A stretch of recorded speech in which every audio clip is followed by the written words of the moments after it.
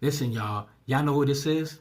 This is Carolina Wanga, the CEO of Essence. Now, this is old footage. See, these are fucking receipts. Y'all make sure y'all share this shit. Let's go. To join a group of people that went to Ghana for the Full Circle Festival. I had talked with my dad about being excited about going because I knew my Kenyan heritage. I'd known it from the beginning. My dad told me all those stories, right? It was undisrupted by the slave trade on the eastern coast. I was excited to go to Ghana because the remnants on the coast there of the transatlantic slave trade were something I didn't see in Kenya. And I was excited to see that. So I was talking to him about that, and he paused and he said, well, there was another slave trade that happened on the eastern coast of Africa that doesn't have a lot of history behind it because it took slaves to Asia, but they weren't allowed to procreate, and so it didn't last. He said, so our heritage did interact with slavery in Kenya. And I was like, well, Dad, you said it wasn't disrupted. And he says, well, the Wangas did what they had to do to survive, which meant participate in the enslavement of other Kenyans. Wow. Look, I'm woofing right now. I'm cleaning up until tomorrow. But do you see why they erasing us? Because at the end of the day, the motherfucker done sold us. And let's keep in mind, every person with melanin does not have the DNA of Africa. Everybody's from Africa, but everybody's bloodline don't go there. So let's just understand that. But you see the flip-floppy shit that they do. They're saying, well, you're African, like when it benefits them, like they want to suck the blood and leech, right? And then on the flip side, y'all don't have no homeland. You don't know where you come from. But let me say this. My grandmother, God bless her soul, she's right there, told me some years back, probably good five years ago, that by the way of North Carolina, our family moved to Maryland. My mom's all of them from Maryland. Part of the southeastern shore, the Eastern Shore Cherokee Indians. Okay? And just to top it off, my Aunt Teresa, my blood Aunt Teresa, who passed away as well, God bless you, Aunt Teresa, is first cousins with Jimi Hendrix. They look alike and all that. I'm going to play a little bit of my interview with my grandmother at the end. I'm not going to take too long here. And he's a Cherokee Indian, just to let you know. But matter of fact, look at that. Look at Caroline Wanga. This tells you everything that you need to know, family. This tells you everything that you need to know. So I just want to say this, Black Americans, like real talk, FBAs. Listen, the paradigm shift is here, but what we have to do, since we are sticking on code, we have to patronize our business. We have to start patronizing our business, getting on code, help each other win.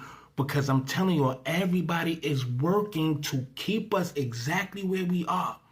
We can't be broke people when they put so many businesses in our hood. They wouldn't flourish if we didn't have no money. Let's really pay attention to the dynamics that we are faced against, family. Please understand, we are under attack on so many levels. I am glad Foundational Americans is the identifier. That is our description. That is our lineage. And no one can co-opt it. And they all in a frenzy. Let them have Essence Fest. Let them have it. Don't even bother. Let them have that shit. Even if they start soliciting it and giving you deals to come there, don't bother. The Shade Room, all the rest of these sites, because they are influences.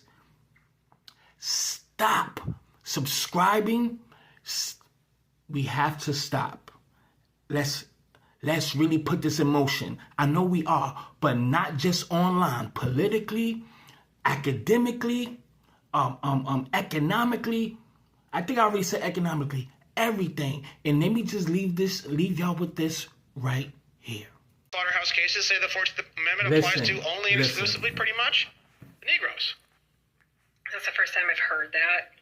And so it's going to take me a little bit to kind of digest that, I think. I don't want to offend anybody because I really just see ourselves freaking meat sacks. We're just different melanation levels. Like, that is how I see. Well, that's why if you really want to not offend people, stop calling people African Americans. Yeah. use the word African, and you're insinuating 12.5% or higher African blood. There's a lot of black races. The Moorish people, all these other cultures, all these other bloodlines that would never in a million years be classified as a Negro. It even says right in the definition, all colored people, Negroes are always colored people, but not all colored people are Negroes. Literally one of the definitions right out of the book. What that definition is referring to is there's a lot of black races that are not of African descent. Certain Indian tribes have very dark skin. There were people who were here in America even before us that had dark skin, and they're out in the sun all the time, or what? Who knows what? They may look even darker than they really are. All Negroes are colored people, but not all colored people are Negroes. Slaughterhouse case. Look, at the end of the day, we know what we up against. Look, it is what it is.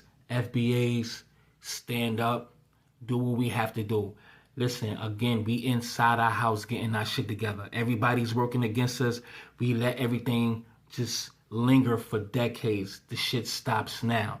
So the ones that's cool, we fuck with y'all, but we are not going to let the cool ones that we grew up with, that we know, that we actually love, overshadow or shield the ones that's in their lineage, their ethnic group, that literally shits on us and making sure that they replace us, erase us.